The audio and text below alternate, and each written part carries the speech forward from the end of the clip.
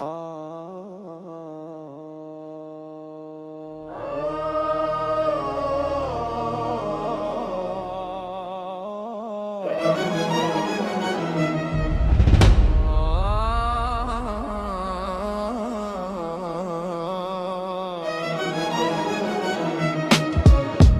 fırçada, gözüm gecede. Bir şekil çekirdim sessiz içim derde. Küçeden ses geldi kısa bir haykırtı. Pencereden baktım sustu o çığırtı.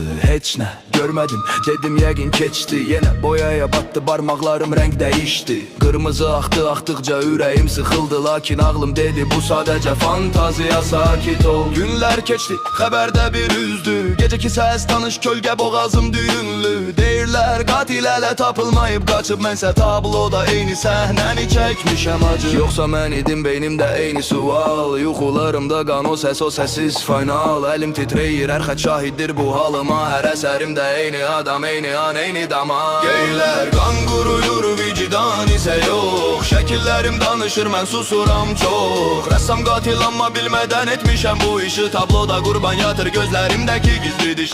Ay qara taleyim, niyə məni seçdin sən? Niyə o gecə xatirə deyil hökm oldu bədəmdə? Nəğmə kimi dövr eləyir içimdə o qaran. Lidarətdə şərgahı dilimdə tükənməyən yan. Yatanda olub ateli dar gəlib hər divarda bir sübut. Sanki məhkəmə qəlbi dostlar deyir dahi olmuşsan. Bu nə real ağrı, onlar bilməz ki bu tərif mənim üçün lənətin ağı. Polis gəlib soruşur bu motiv hardan gəlir. Yuxudan deyirəm qorxub gözüm yerdə eyilir. Çünki hardan bilim bəlkə beynim gizlədir. Bəlkə o gecə bədənim gedib ruhum işlədi. Fırça izləri məhkəmə protokolu kimidir. Hər vuruşda ehtimal hər kölgədə bir izdir. Özümü tənha hakim qarşısında hiss eləyirəm. Hökümü özüm oxuyuram, hər səhər güzgüdə görürəm.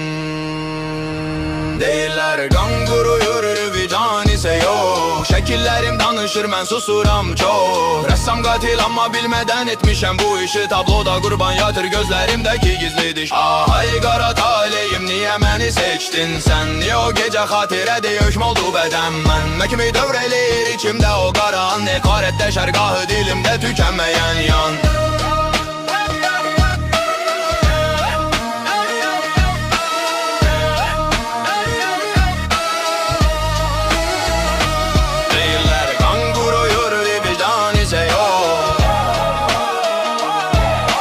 Şəkillərim danışır, mən susuram çox. Rəssam qatil amma bilmədən etmişəm bu işi. Tabloda qurban yatır gözlərimdəki gizlidir. Ay qara taleyim, niyə məni seçdin sən? Niyə o gecə xatirə demək budur bədəm?